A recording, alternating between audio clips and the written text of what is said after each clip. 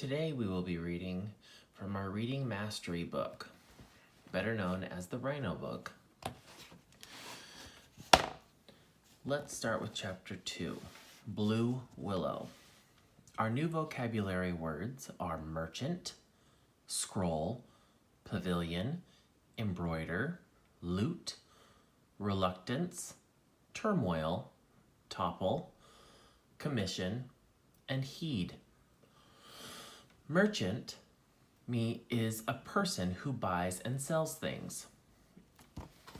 Merchant. A scroll is a long piece of fine paper or silk that people write on. A scroll is rolled up when not in use.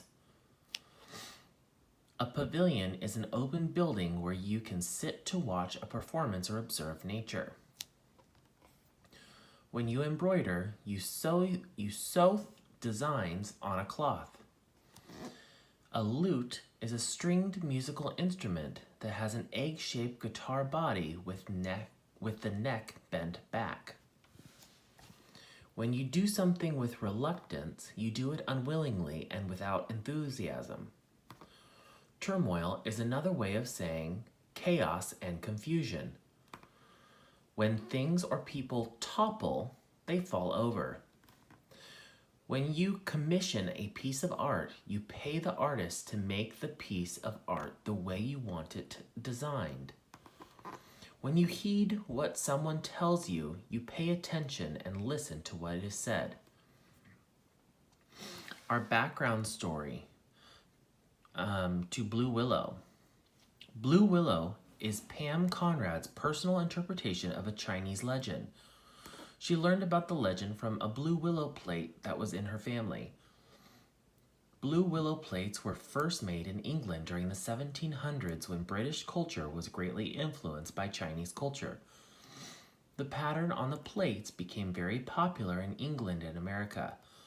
Blue willow plates are still made and collected today. The legend was inspired by the beautiful pattern. As is typical of legends, there are many versions, but the basic ingredients remain the same. Pam Conrad wrote her version of the Blue Willow legend with her daughter when her daughter grew up and fell in love. Pam Conrad's message is one for all parents. Listen to your children and take them seriously when they speak to you about matters of the heart. Much of the legend takes place outdoors.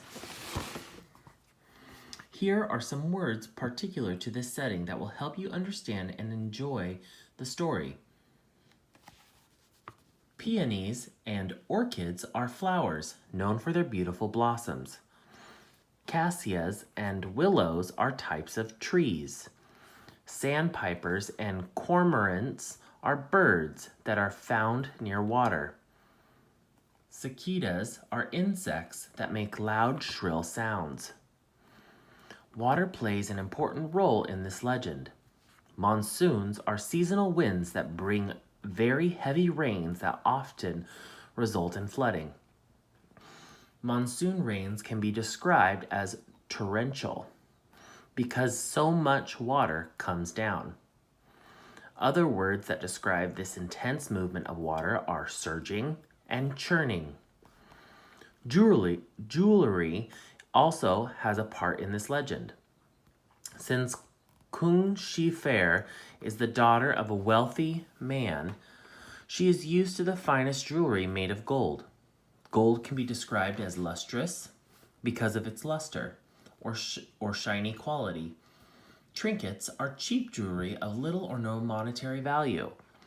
For Kung Shi Fair, trinkets are made of jade, a green-colored mineral, of ivory from animal tusks, like elephants or rhinos, or of brass, an inexpensive metal. Chang the Good, the young man whom Kung Shi Fair wants to marry, brings her a variety of trinkets as a sign of his affection. To Chang, these are the most precious treasures, and they had belonged to his mother, who died when he was young. In a simple bundle, he brings necklaces, pendants, and necklaces with jewels hanging from them, and bracelets, along with brooches to pin on Kung Shi Fair's clothing. Our focus questions today are going to be, why is Kung Shi Fair's father reluctant to give his daughter the one thing she wants from him? Because they love each other, what do Kung Shi Fair and Chang the Good do during the raging storm? What lesson does the wealthy merchant learn, and what does he do so others might benefit from his mistake?